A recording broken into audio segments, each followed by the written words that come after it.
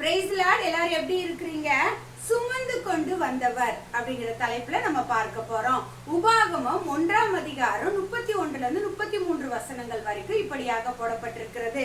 நான் உங்களுக்காக அந்த பைபிள் வசனத்தை வாசித்து விடுகிறேன்.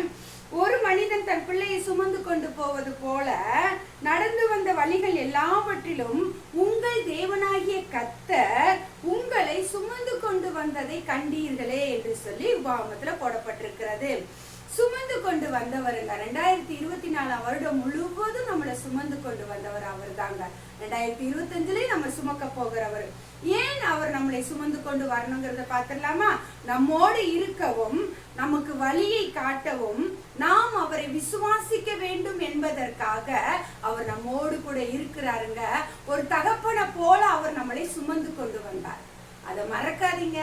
அவர் நம்மோடு கூட இருக்கிறார். God bless you. Thank you.